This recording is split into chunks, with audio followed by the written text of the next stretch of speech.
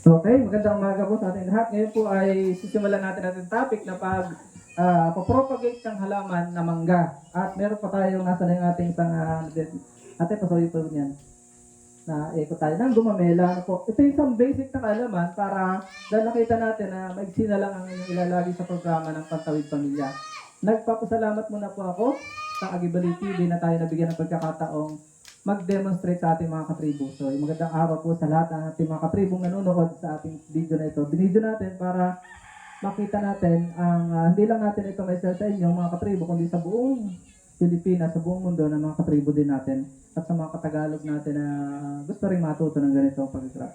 Ang pag-graph, bigyan po ko kayo ng intro, diretso na po tayo. Ang pag-graph po, isang paraan ng pagpapadami ng halaman o plant propagation sa English na kung saan yung ordinaryong variety ng isang halaman ay atin pong gagawing improved variety.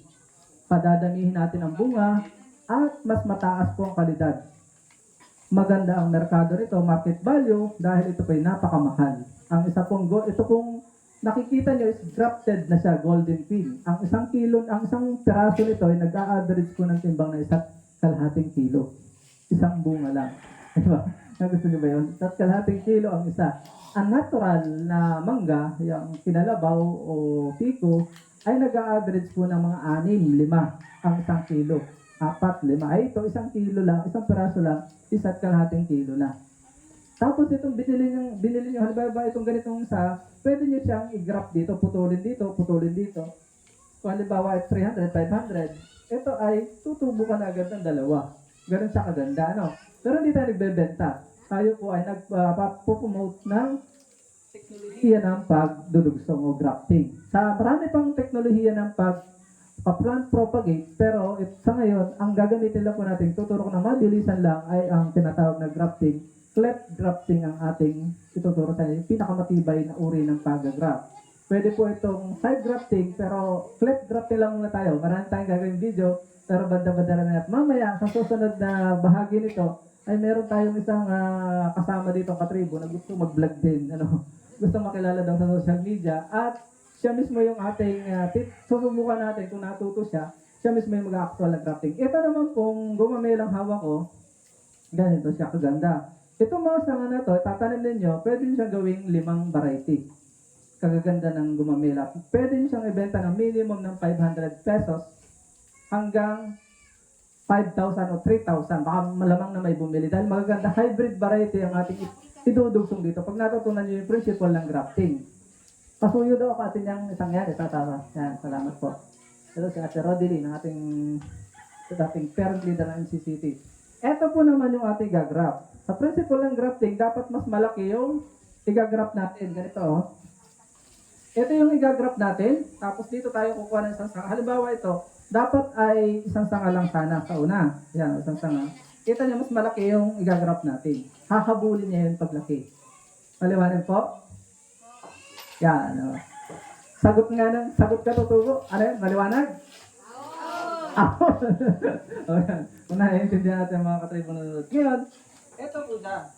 Ganito siya kaganda. Halimbawa, ito po ay ang pinakamagandang mother stock sa gumamela po, sa mangga, Indian Lingo. Katumbas ito po sa mga citrus family ng kalumandarin. Kaya niyang i-absorb o tanggapin ang anumang uri ng variety ng mga hybrid. Ginagawa nating hybrid ang isang halaman na kayang umabot lang naman ng hanggang 10,000 pesos. Pag natutunan nito, ay maaaring tanggal na kayo sa programa kasi yaman na kayo. Pwede, ganito po kaganda magkita dito na ang isang variety, isang ganito, Indian mango, mabibili lang ito ng 30 pesos. Ganito kahaba, kalaki, 30 pesos. So ito ay nalilimot lang sa mga tabi-tabing ilog, yung mga bunga na lalaglag. Kunin nyo yung buto, pasibulin nyo. Pag napasibol nyo ng 1 puto, isang ruler, 30 pesos na po nabibenta. Wala pa pong grafting doon. Yun yung traditional, pero hindi kakikita doon. Pag natutunan nyo yung technology ito, kayo po ay kikita ng pinakamababa ay 100 kada isa. Dudugsungan nyo ng Golden Queen, Florida, ng Dokmay, Miyazaki, o anumang uri ng mangga na hybrid. Ayos? Minimum yun na 100. Ganito din lang kahaba yun. Dublet ito, ganito kahaba. foot ang haba. 100 pesos na ang pinakamababa. Pag nadagdagan yon, magiging 300, 500, depende sa haba, hanggang 1,500 sa isang piraso lang po na mangga na dinugsungan ng hybrid. Ngayon, pag dinalwa mo ang puno, tuturoy ko rin later on sa inyo, mas iba po ang presyo. Ngayon, ito siya. Ito naman yung green up mo. Isang puno pa lang itong usapin. Ano? Makikita nyo, meron siyang 5 sanga. Igagraph mo ito ng ibang variety. Golden Queen, Yuen Mango, Miyazaki, ng Dokmay, Florida. O kung gusto mo rin na may Indian Mango, huwag mo nang i-graph yung isa. Ako kuha, naiintindihan? Ang magiging presyo naman, nakikitahan ng isang katribo natin, sa mangyan, ay nagkakahalaga lang naman ng average ng 3,000 hanggang 12,000 isang puno pa lang. Depende sa kakayanan ninyong kumita o magbenta. Paraan ng pag-aalok sa tao. At hindi na po mahirap mag-alok ngayon. I-post mo lang sa Facebook, kung pwede na kang makabenta kahit pa isa-isa. Dagdag income na sa inyo at sa pagalit nyo sa programa ng Pantawid Pamilya Pilipino Program, hindi masasabi ng sino man na kayo umasa sa gobyerno at naging pabigat. Kaya nyong tumayo sa sarili nyong paa. Ayos? Gusto niyo ba yan? Excited? Excited na? Simulan na natin. Huwag natin patagalin. So, ang kailangan nyo lang ay ganito. Mas pwedeng single, pwedeng madami. Di pagka marami sanga, gawin nating multiple rootstock ang tawag ko doon. Multiple grafting. Iba't ibang variety itatanim mo. Marami din bumibili, kaya lang ang market mo nito yung mayayaman. Pag single lang, okay din lang. Pero pagka napabunga mo, iba din ang usapan. 5,000 ang average pag may bunga na. Ang pampabunga naman ay 50 pesos lang sa palengke. Sa mga agricultural supply, yung potassium. Pinapabulaklak lang yun. Pagka napatuloy mo yung bunga, mas madoble ang presyo. Sige, simulan na rin. Sapat po kahit anong variety ng halaman, may sayon lang kukunin natin. Ito, ganito kalaki. Tatanggalan po natin ang dahon at babalutan ng plastic. At ang gagamitin po natin, available po sa online, sa Shopee, sa Lazada, TikTok, itong ganitong magandang klase ng Inco po yung brand. Hindi ako nagbebenta, pero kung bibili kayo, ay suggest na ganito kasi spring siya, oh. Spring yung para siyang stainless, hindi kinakalawang. Lalagyan niyo siya ng used oil, hindi na siya madali siyang gamitin. Ingat lang kung napakatalas, yung una kong binili, dugo yung kamay ko. Hindi na siya nagano. So, ganun siya kaganda ito, Inco brand na ito. Sa mall kayo bibili para hindi fake kaya mabili nyo. And then, ito naman ay available din lang online. Ito po siya, oh. Budding knife. Yung isa, yung nasa dito, ay 2-in-1 na. Budding knife plus may grafting tape yung kulay green. May maliit, may malaki. Malaki yung nabili ko. So, yun. Ito naman isang budding knife. Pamana pa ito ng bena ko 20 years ago. Mahigit 25 years na. Buhay pa, ano? Galing, ano? Ito naman sa Batangas na bibili. Wala kang mabibili ito sa online. Ano po? Pero pag practicean din lang, pwede na itong sa mga online. Stainless siya, pero mas matalas itong gawa sa bearing. So, hindi tayo nagpo-promote, pero kung gusto niyo malaman ito, pwede niyo siyang i-research sa Shopee. So, umpisa na natin. Natanggalan muna po natin ang dahon itong ating sayon. At dire-diretso na po tayo. B-shape lang gagawin natin. Papakita ko sa inyo step by step.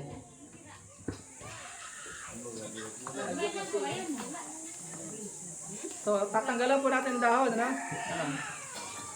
Yan. Nagkalat na tayo, magagalit ang school. Yan, ganyan lang.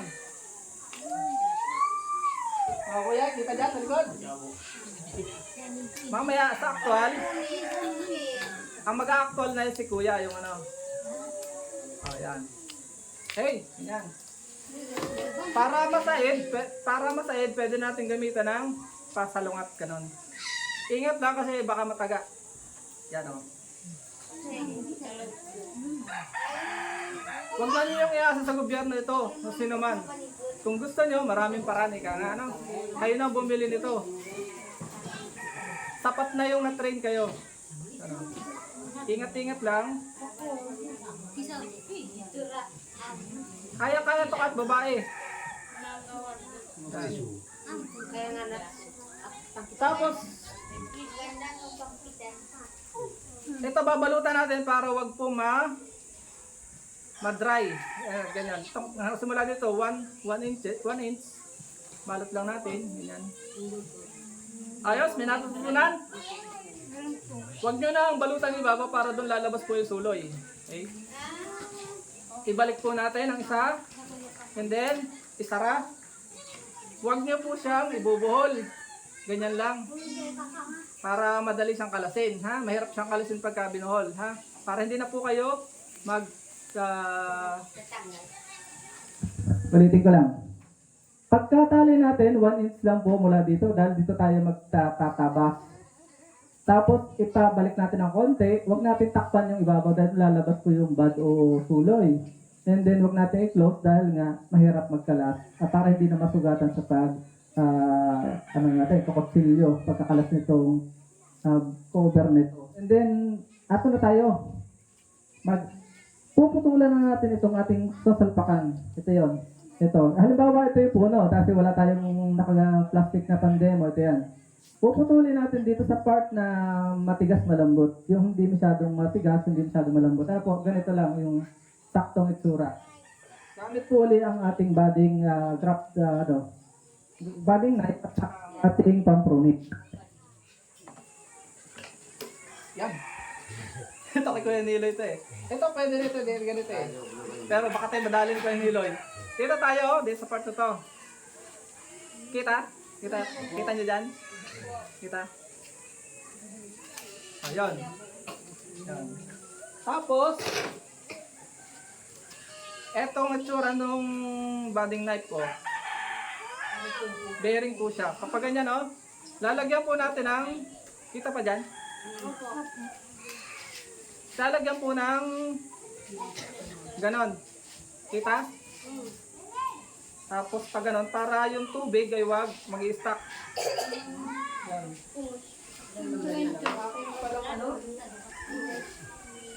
For security, dapat po kayo may put-put ng kamay. Mamaya, pag kayo nag-actual, ganyan. Para wag kayo madali. Pero pag sanay na, wala nang ganon. Ito muna po ang lalagyan natin ng bibiyakin natin dito. Sa gitna po, sa gitna. Dahan-dahan lang po. Sa gitna talaga, sa gitna. Boom. Nakakalarbis ka rin eh. Ayan na. Pagkabiyakan po, punasan. Ito, basahan. Punasan agad. Dahil yung dagta para matanggal. Punasan. Okay. Tapos dito po, B-shape natin dito. Yan, B. Kailangan pantay. Kabila. Magkabila, yan o. Yan. Yan, pwede na. B-shape siya. Tapos atin po nang itutusok. Kailangan po maglapat kahit isa man lang sa tabi. Ano po, pag ganyan o. Oh. Kita dyan? Yan. Yun. Lapat na yung tabi, oh. Kita nyo, mas labis ng konti doon. Labis ng konti kasi mas malaki yung ating ginamit. Ulitin ko lang. So yun, dapat po ay lalapat yung isang side lang. Side. Kita nyo may labis na konti yung kabila dahil mas malaki yung ginamit natin. Hahabulin niya yan pagka siya nagilong. And then babalutan, kapitan natin kasi pagka hindi masikip yung pagkakadugsong natin, pwede siyang matanggal. At tatalian natin dito, pag gumalaw, ingatang gumalaw kasi pagka nag-brown po yan, mamamatay po siya.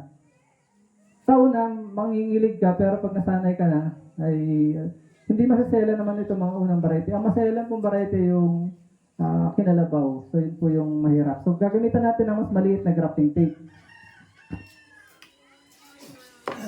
Ito po yung grafting tape na maliit, oh. Ang paggamit po ay hindi sa loob, palabas. Kasi pagka palabas, pagpapaloob, pag ganyan, madaling, mahirap siyang gamitin. And then, patagilid pa, baligtad Yan.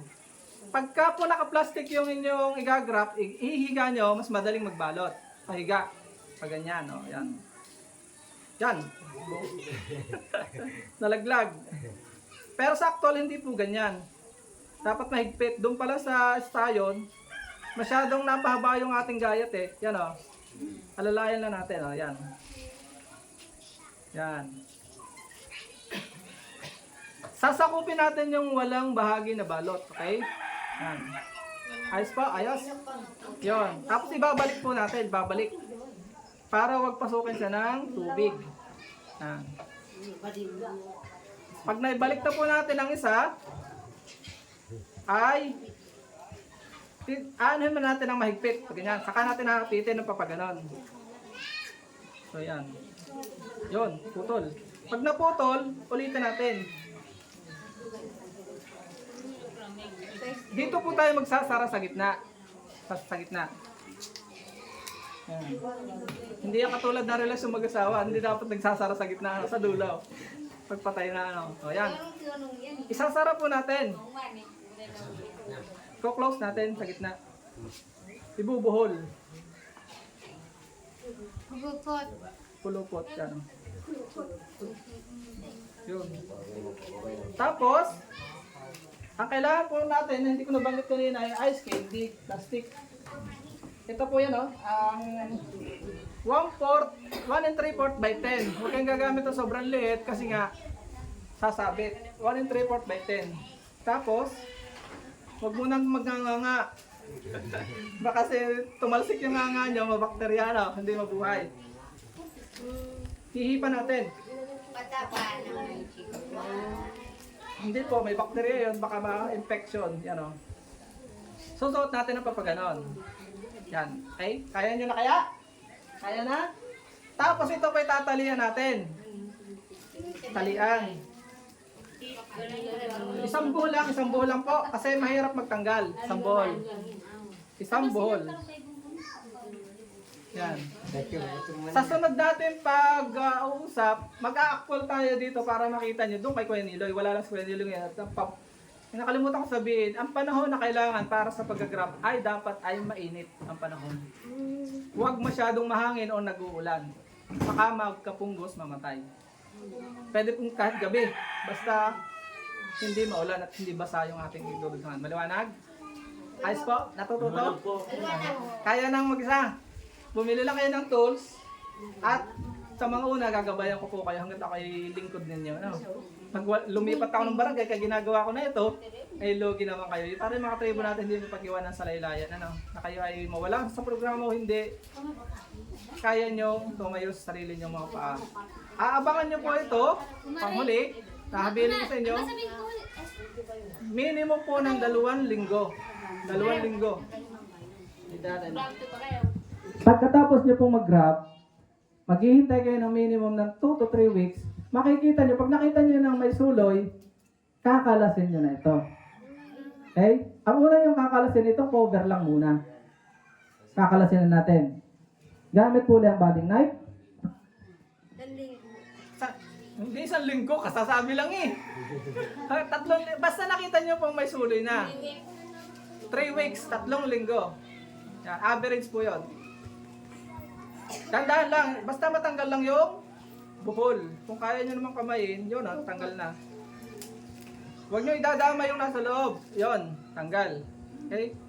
Eto naman, so yun lang sa 3 weeks ha. Pag nakita nyo malaki-laki na, utay-utay nyo itong kakalasin dito. Yan. Alalayain nyo siya. Kasi pag hindi siya nakalaya, hindi siya nalayang makakasibol. Yan. Ganyan lang muna, pwede nyo putulin. Saka nyo ulit, kasi baka makalog, ma-infection pa siya. Okay, after mga 1 linggo ulit, nakita nyo tuloy na matigas na, tatanggalin na natin tuloy yan. Diretso na. Yun. Tanggal na. Ngayon, tanong, may natira pa. Ito ang maselan. Pagka excited kayo at tinanggal nyo agad ito, pwedeng mamatay.